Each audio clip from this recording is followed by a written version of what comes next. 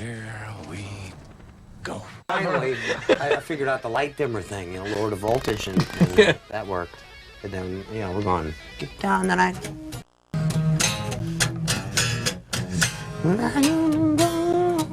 I can't sing and play at the same time. I can't sing anyway. But. Now you're starting to tour this time in a place that you haven't really played before, which is down in New Zealand.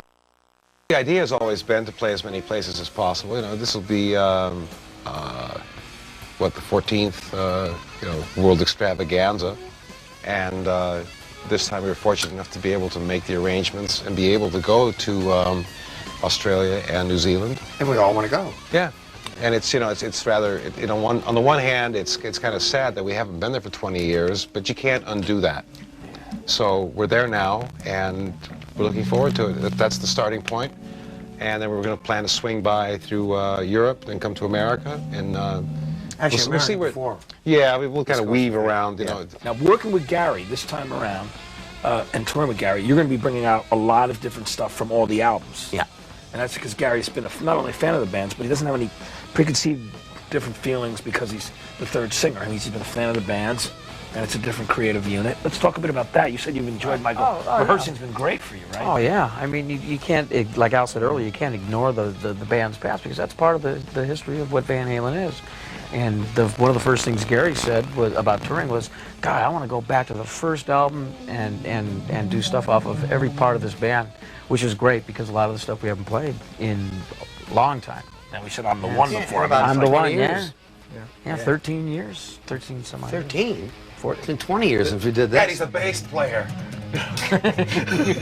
No. Hey, what the? Like, I don't know. Play If I live. It's been 20 years. What are you talking about? So you're going to go through pretty much almost every album. Were there favorites That's that good. you had too, Gary, that you would want to Well, try? Gary's in charge of all that. Yeah, we just they said, gave me hey, the- you they make gave me the list, reins. we'll all learn them, and That's cool. What kind of things did you pick out? I mean, the tough a lot of ones. stuff. like Mean Streets is a great song to do. Yeah. Makes me Yeah. tired. Mean Streets and Romeo Delight and I'm the One. Somebody Get Me a Doctor. We're gonna work up, hopefully, and Unchained.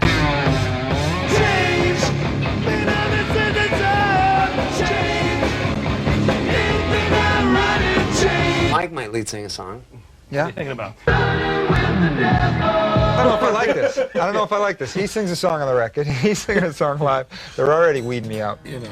Hey, It's not good. It's not good. that's what drum solos, guitar solos are for. So these guys get a break. Oh, okay. I'd like to do, at least a song off each record. Because when I used to go see Aerosmith, or Queen, I'd want to hear some of the older stuff. So that's how I would like to treat every tour. Now you're planning on. I mean, you're gonna learn over 30 songs, maybe more. I mean, you're really gonna because there's gonna be, like you said, we're gonna approach the back catalog. Gary picked out some great stuff that he loved. No pretension, just getting out and doing it because you're a fan of all the material. And is that something where you think while you're on tour you'll even be working on more songs so you can kind of rotate them? I think it'll change from night to night because it's obviously very difficult to pick what songs to play from the past 12 records. And I think overseas will probably play more of the old because they've never seen us in 20 years. Right. But it'll vary, and again, it could be if Gary decides that in the middle of a song he wants to do something else, and we have no choice but to follow. Especially as we take the creative aspect and the making of a record and the planning seriously, there's a time to put that down and go with the moment. Yeah. And there's a good balance between that. It's obviously not going to be one big loony extravaganza. At the same time, there's room for improv. There's room for doing what we feel we want to do at the spur of the moment. And you can't force those things. So when somebody asks, what surprises can we expect? Well, we don't know, because if we knew, it wouldn't be a surprise. We haven't spared anything as far as the most elaborate lighting production that we can find without making it look like it's totally contrived. It has to be part of what we do. Right. And it's always been our philosophy that the lights should emphasize what the four humans are doing on stage. The moment that the lights take over and takes away from the people, well, then what's the point of the people being there? Right. We may be wrong in that philosophy, but that's what we really believe. We don't plan anything. It just comes. And it's actually a strange phenomenon. When we get in the studio, And whoever it may be, Gary, Alex, Mike, me, coming up with the seed of an idea, it just snowballs. You know? We all get excited, and and a lot of times it starts out with a drum beat. And like pound cake.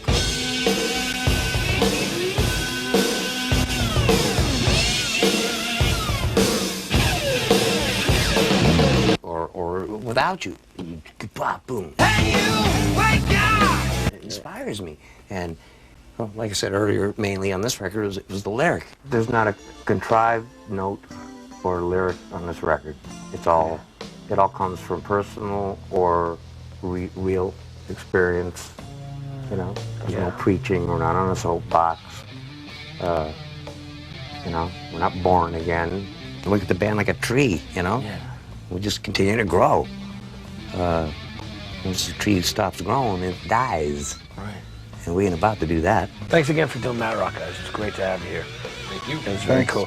Thanks. Thank you. And I'm sorry about wanting to paint that target on your head. Hurt a 3. That's it for this edition of Matt Rock. I'm Matt Pinfield. See you next time.